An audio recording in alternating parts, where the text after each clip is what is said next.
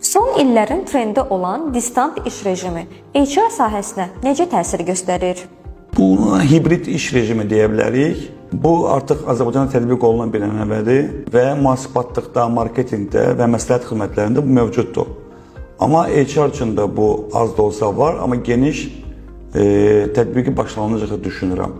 Hətta mənim indi işlədiyim müəssisədə də artıq onun üzərində ciddi müzakirələr gedir. Nəinki HR, təchizatda, satın almalar şöbəsi də bir işlərin bir hissəsini hibrid formada təşkil edə biləcəyini düşünürəm gələcəkdə.